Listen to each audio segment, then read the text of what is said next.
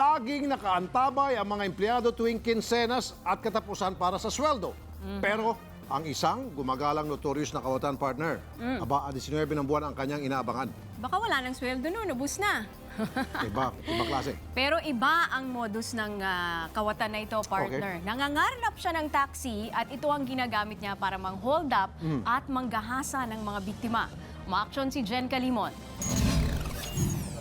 Sunod-sunod ang pag-atake ng kawatan na taxi driver na nang-hold up at kung minsan ay nanggagahasa pa raw ng pasahero. Unang naitala ang pag-atake sa Mandaluyong noong January 19, sunod noong February 19 sa parehong lungsod, at ang huling nagsumbong noong March 19, ginahasa pa. May plate number daw na AAP 7886 ang taxi. Pero paliwanag ng driver nito na si Mang Lito, na-hold up at kinarnap noong araw na iyon ang kanyang taxi. Tinutukan po ako ng baril. Tapos, pinababa ako. Mabilis. Tapos, umalis na po siya. Naiwan na po ako. Doon, binaba na ako. Nakasombrero po siya. Na-recover ang taxi ni Mang Lito na inabandona sa JP Rizal Street sa Makati. Natagpuan sa loob ang mga damit at underwear na pambabae. Tinutukan siya nung tao at gunpoint, and then after robbing the suspect is nirape niya yung biktima.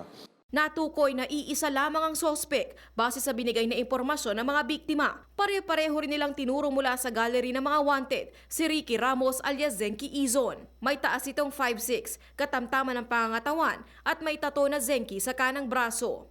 Dati siyang nakulong na rin sa kaso ng robbery sa Manila, and then ngayon meron siyang existing na warrant of arrest issued ng Regional Trial Court of Manila din for robbery with unnecessary violence. Tinutugis na ngayon ang sospek. For the last 3 months, which is January, February, March, puro 19 ng buwan nangyari yung mga insidente.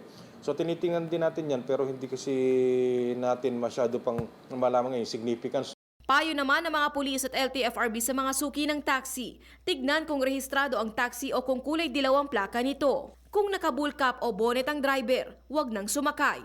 I-check kung gumagana ang door handle. Tignan kung pareho ang mukha ng driver at ang ID nito. Kung nag-iisa, ugaliing umupo sa likuran. Ipaalam din sa mga kaanak o kaibigan ang plate number ng taxi at kung maaari ay picturean ng mukha ng driver. Sa may impormasyon naman sa kinaroroonan ng sospek, ipagbigay alam lamang ito sa mga otoridad sa numerong 641-0877 o 0917-728-3790. Umaaksyon, Jen Calimon, News 5.